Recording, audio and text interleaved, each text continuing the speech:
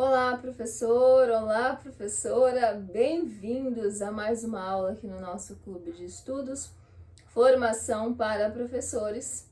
É sempre um prazer estar aqui juntamente com você, compartilhando algum conhecimento. Na aula de hoje, nós vamos conversar um pouco mais sobre o desafio da leitura. E para essa aula, nós vamos ter como base o capítulo 1 e 2 deste livro aqui, Estratégias de Leitura, da Isabel Solé. É uma autora solicitada aí nas orientações pedagógicas da nossa Secretaria de Educação, certo? Não mais, eu acredito que seja uma interessante autora, porque ela, dentro do livro, abarca bem aí as estratégias e mostra o passo a passo de como é que, primeiramente, nós aprendemos a como ler de fato e, consequentemente, como que nós poderemos ensinar às nossas crianças e aos nossos estudantes. Então, mais uma vez, relembrando, a nossa aula é com base no capítulo 1 e 2 deste livro. Falando sobre o desafio da leitura, a gente precisa entender primeiro quais são as funções da leitura na educação escolar. Isso pensando que, primeiro, a gente entende a leitura como objeto de conhecimento, de fato, e depois como um instrumento necessário para a realização de novas aprendizagens. Então calma, porque a gente vai detalhar um pouco mais, porque uma coisa é você saber ler e a outra coisa é você usar a leitura para aprender novas aprendizagens, certo? Então, o que é ler de verdade? O que é ler? Você consegue parar esse vídeo agora e responder o que é ler? Bem, a leitura é um processo de interação entre leitor, claramente, e o texto, ou se você preferir, entre leitor e autor do texto. Ou seja, o texto, ele tenta transmitir uma informação e você, enquanto leitor, vai tentar compreender essa informação. Então, isso é ler, essa interação entre leitor e texto. E para que essa interação ela realmente aconteça, é preciso que nós, leitores, sejamos ativos dentro da leitura. E o que isso significa? Que a gente precisa ir examinando e processando o texto passo a passo. E para que isso seja feito, é importante que antes de iniciarmos a leitura, nós já tenhamos bem claro qual que é o nosso objetivo ao fazer a leitura daquele texto, tá? Porque é o objetivo que vai guiar a sua leitura, ou seja, o que é que você vai procurar de fato? Para que você está lendo aquele texto? Isso é muito importante. E diante disso, a gente consegue compreender que dois leitores diferentes, eles conseguem extrair informações diferentes de um mesmo texto. Por quê? Porque o leitor A, ele vai ler aquele texto buscando tal objetivo. O leitor B, ele vai ler o mesmo texto, mas procurando um outro objetivo. E com isso, a compreensão, a interpretação, ela vai ser diferente. Isso é importante da gente pensar, porque já vai clareando as nossas ideias no que se refere à leitura. Olha, a leitura, ela sempre precisa ter um objetivo, não é ler por ler. Então, por que é que eu estou lendo, tá bom? Então, o significado do texto construído pelo leitor é com base, primeiro, nos seus conhecimentos prévios, mais os seus objetivos. Mas como assim, Lila, nos seus conhecimentos prévios? Porque, veja bem, conhecimento prévio é o que você conhece sobre determinado assunto, de repente, tá? Vamos pegar aqui, vamos supor que você vai ler um texto que trata sobre a cultura síria. Você conhece alguma coisa sobre isso? Não, né? Mas assim, então pode ser que você leia esse texto e aí você não consegue entender por completo, porque vai estar falando sobre coisas lá que é respeito à cultura síria. No entanto, por você já ter conhecimentos prévios do tipo saber o que é cultura e saber que você precisa compreender e respeitar as diversidades, coisas assim, de repente alguma coisa do texto você consiga compreender. No mais, só o conhecimento prévio não é o suficiente, você precisa ter o objetivo. Ou seja, o que é que você pretende colher dentro daquele texto, certo? Você precisa dessas duas coisas para ter, de fato, uma boa leitura. Dentro da perspectiva interativa, ou seja, essa interação entre o leitor e o texto, nós conseguimos encontrar a compreensão da linguagem escrita.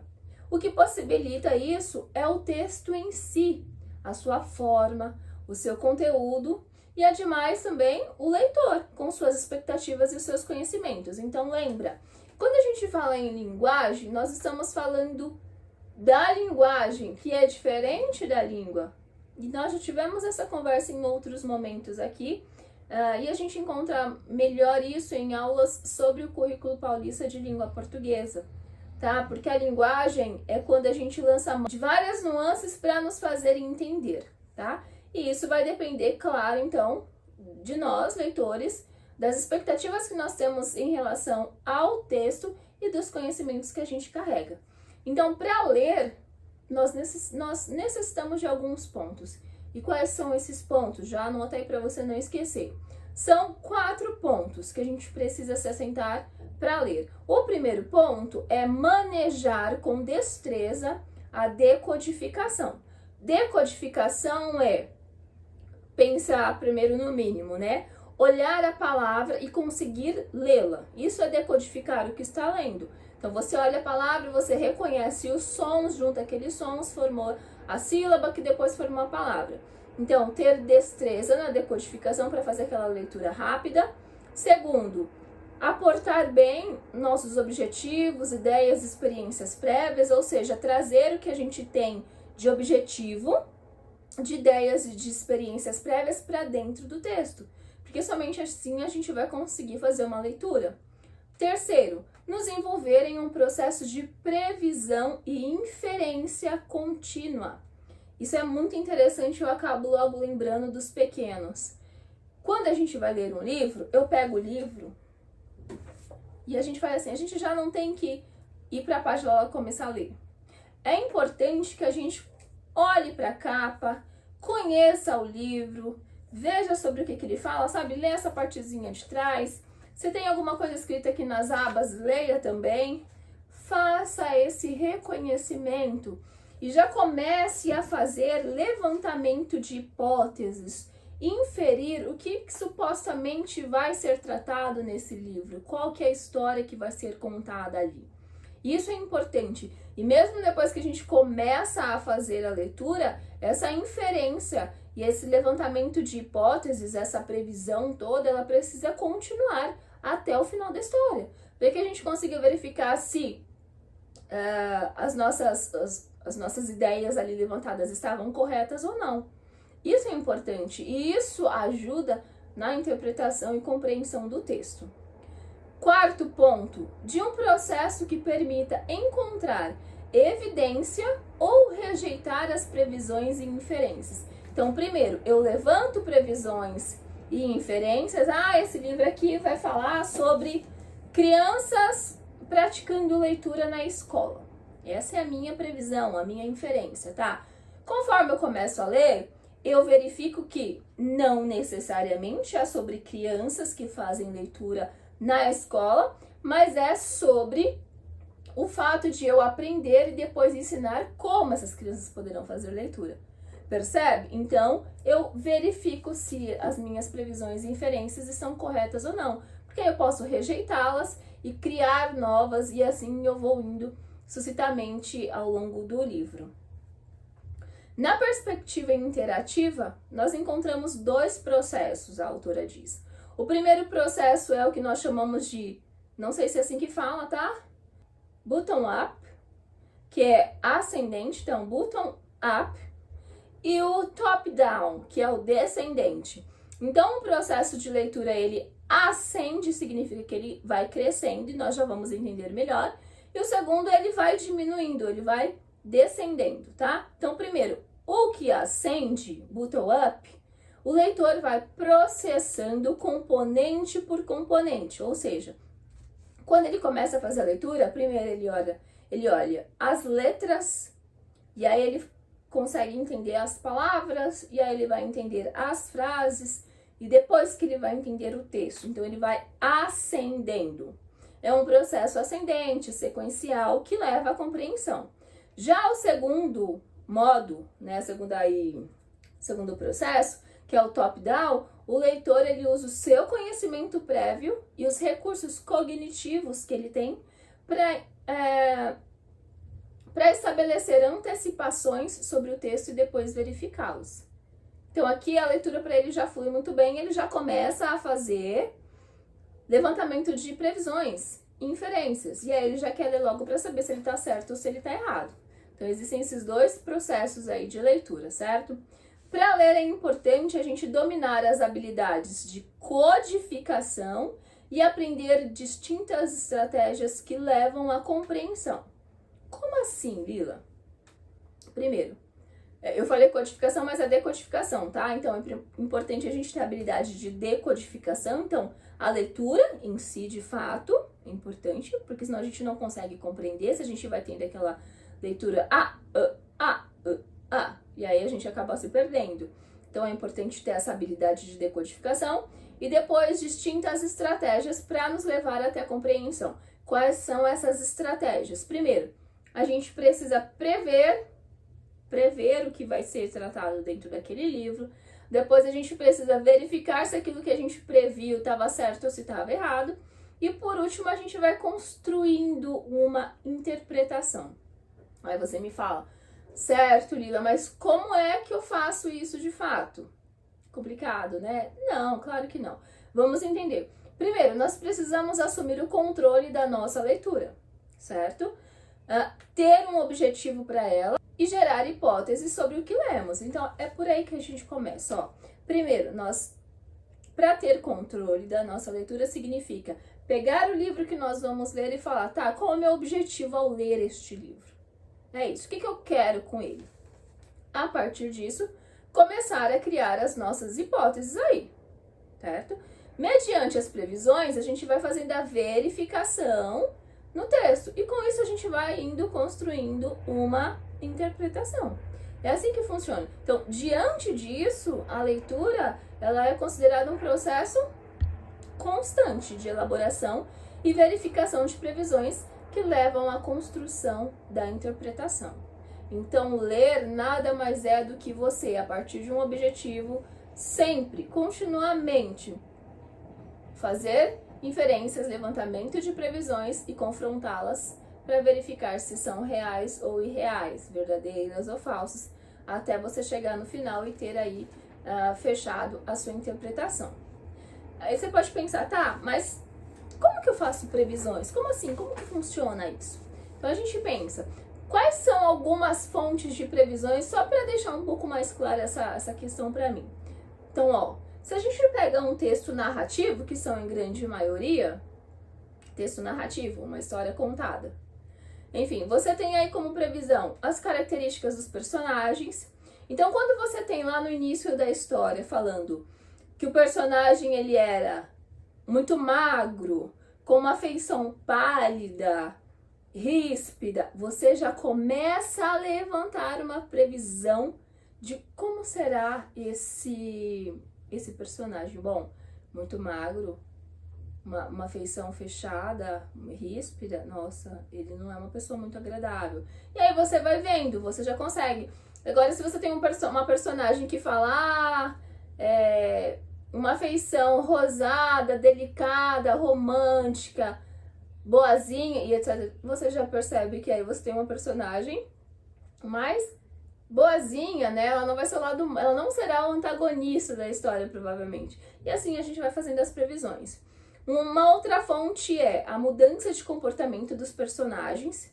Então você tem lá, por exemplo, dentro da história, um personagem que tá caminhando pela floresta, de repente, do nada, ela para assustada e começa a olhar tudo.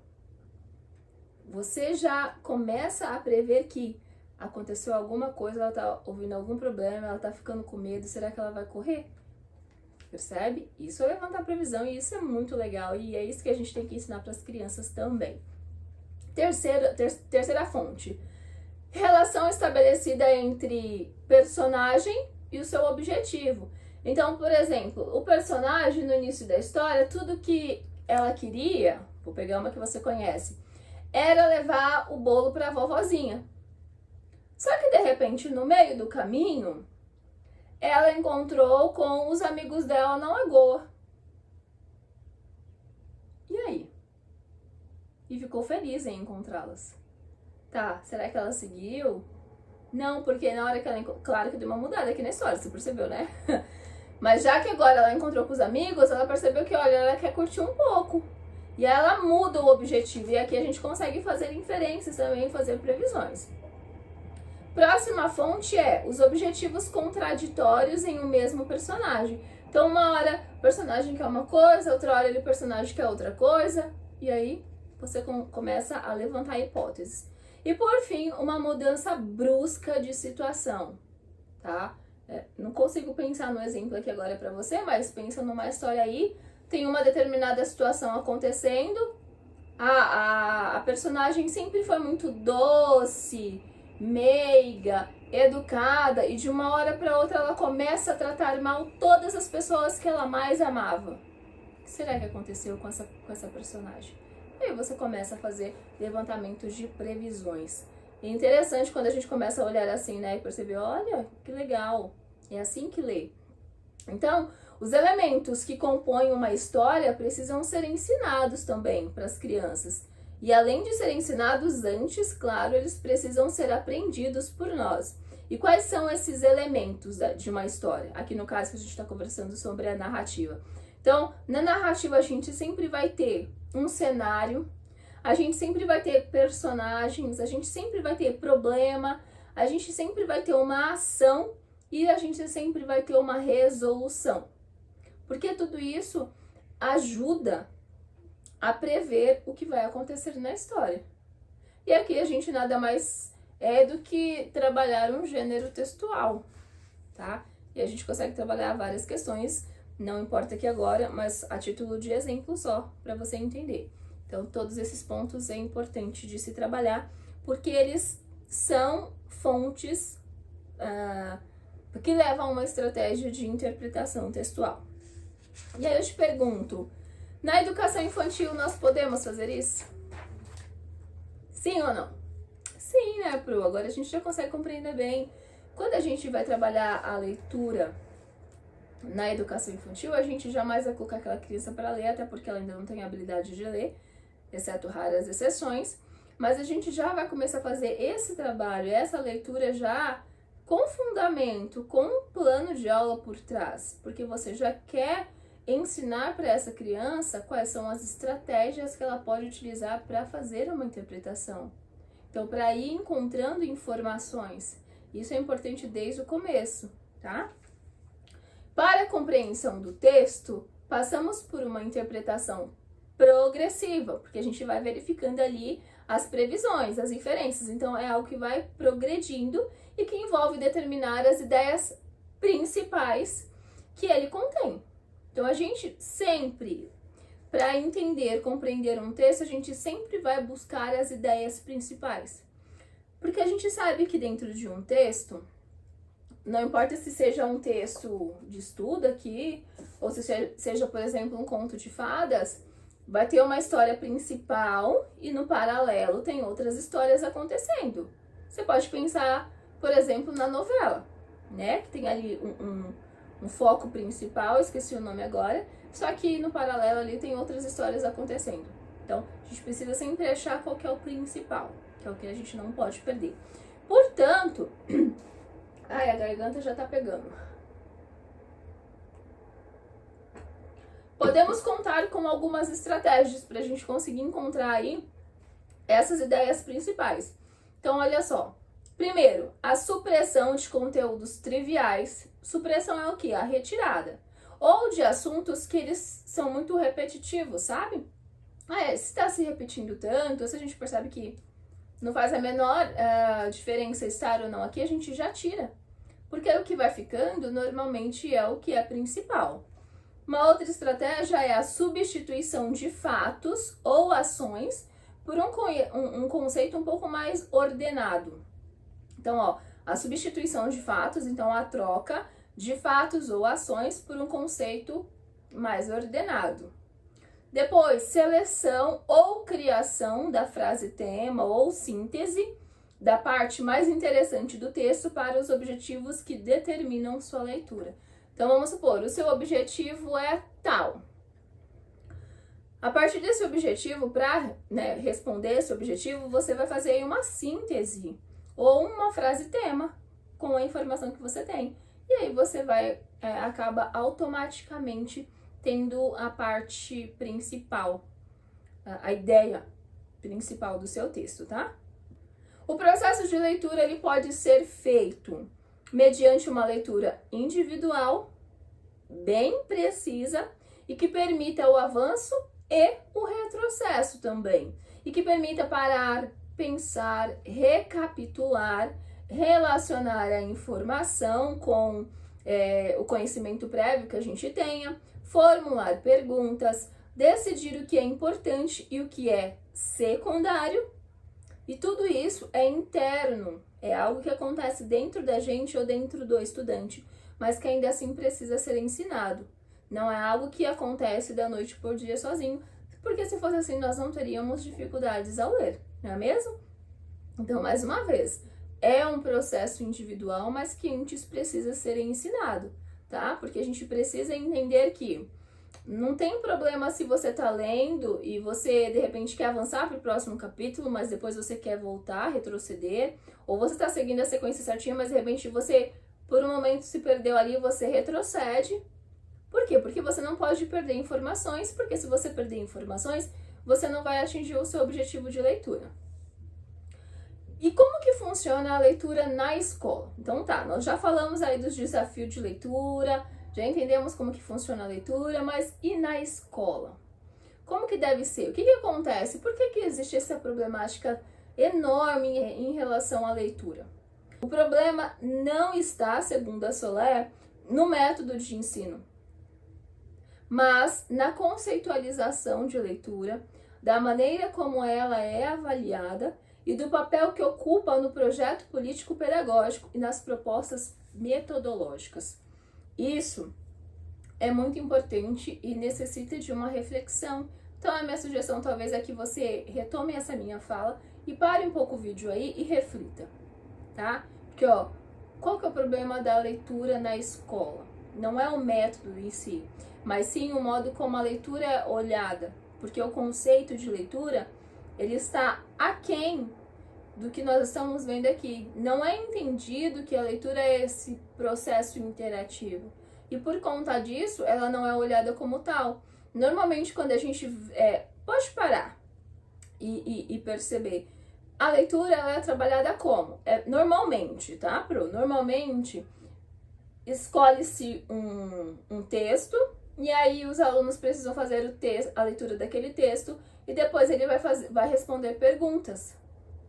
Então, texto, perguntas. E só isso não é o suficiente para você trabalhar estratégias de leitura. Fica muito geral, muito superficial.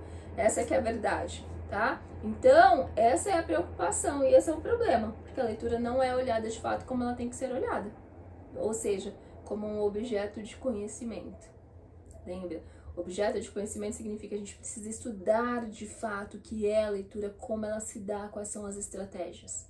Certo? E o que acontece, na verdade, na escola é que o objetivo mais importante aí no período de escolaridade é que as crianças elas aprendam progressivamente a utilizar a leitura com fins de informação e aprendizagem. É isso que importa. O trabalho com leitura, perguntas, que é aquele texto em que a criança vai ler e depois responder perguntas, não ensina de fato estratégias de leitura ou para leitura, não ensina de fato como aprender a ler e a interpretar, a compreender o texto. Então, intervenções para estratégias de compreensão. Quais são essas intervenções que nós precisamos trazer para nós e depois para as nossas aulas? Primeiro, ativar o conhecimento prévio, e para isso a gente precisa fazer perguntas. Estabelecer objetivos de leitura. A Soler, em um outro capítulo aqui, no capítulo 5, se não me falha a memória, ela fala sobre quais são os objetivos de leitura, e nós já temos essa aula disponível aqui, então você pode já dar uma olhada. Esclarecer dúvidas, prever, estabelecer inferências, autoquestionar-se, resumir, sintetizar e etc. Então, essas são algumas intervenções, né, para se ter estratégias de compreensão. É assim que a gente pode chegar a uma compreensão. Então, você percebe que não é simplesmente também, somente, na verdade, os conhecimentos prévios e o objetivo de leitura. Claro que eles são primordiais, mas a gente acaba tendo aí outras intervenções que podem ser feitas, agregadas para auxiliar nessa interpretação. Então, vamos rever aqui 4 pontos importantes.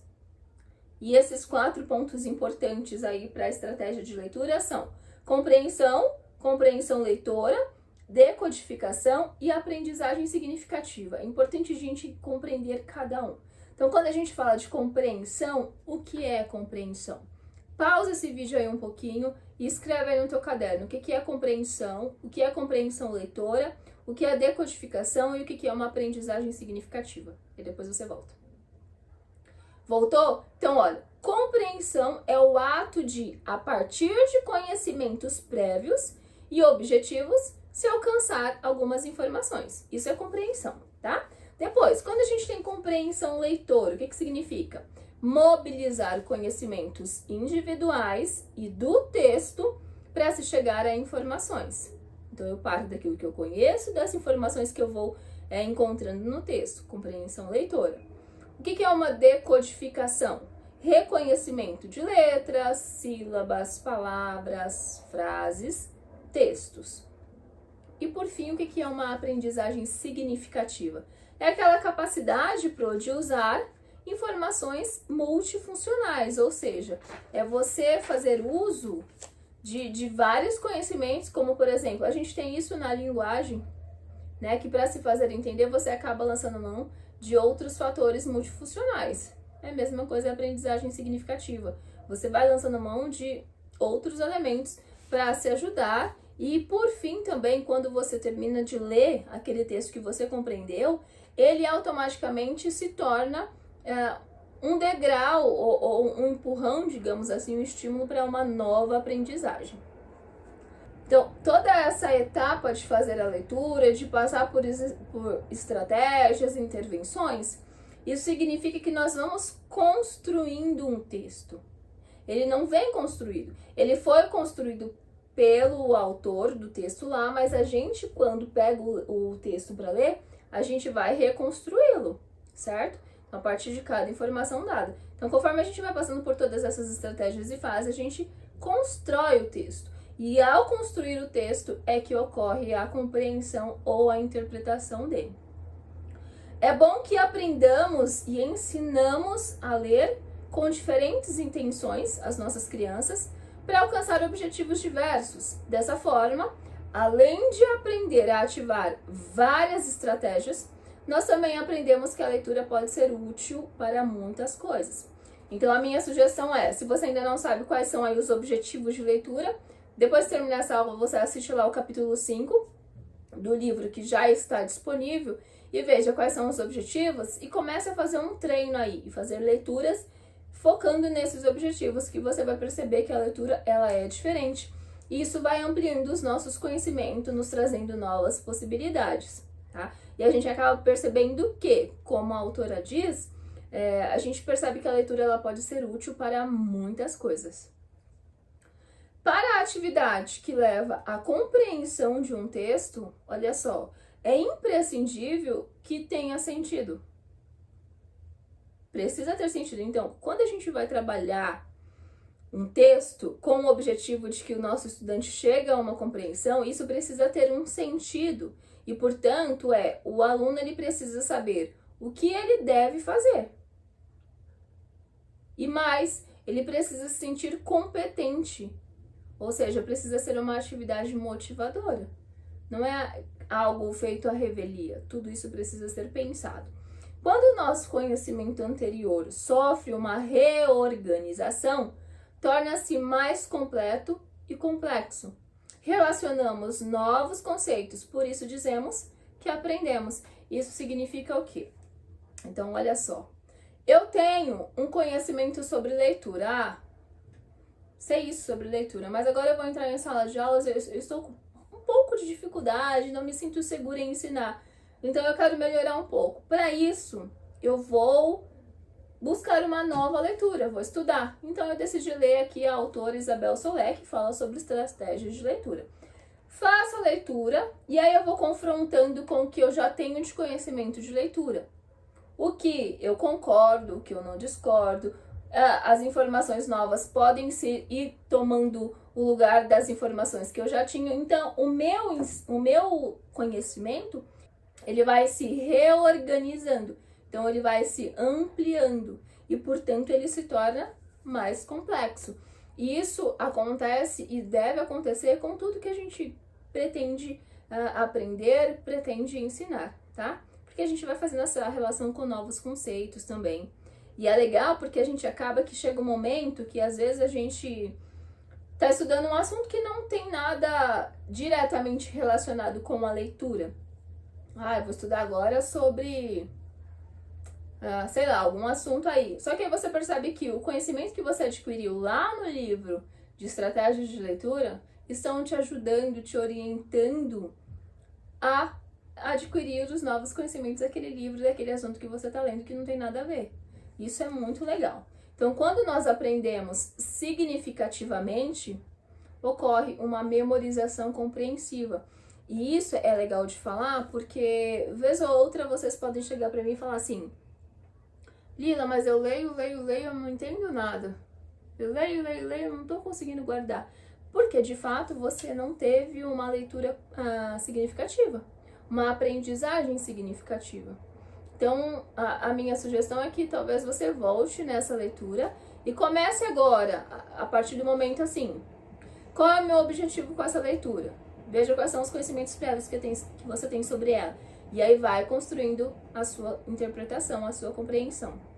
Porque quando você de fato conseguir fazer isso, aí sim você vai ter uma memorização compreensiva. Isso significa o quê? Que em outros momentos você vai poder acessar essas informações no seu dia a dia aí, tá? Então, a gente primeiro passa pela fase de aprender a ler, para depois ler para aprender.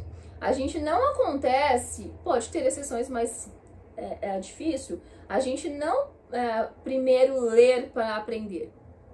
Primeiro a gente aprende a ler. Porque aprendendo a ler, a gente compreende que, olha, eu preciso ter um objetivo, eu preciso lançar mão de tais estratégias, e assim a gente vai indo. Certo, Pro? Chegamos ao final, então, desse primeiro e segundo capítulo do livro acerca do desafio de leitura em sala de aula. Eu espero muitíssimo mesmo ter compartilhado, ter ajudado, contribuído de alguma maneira.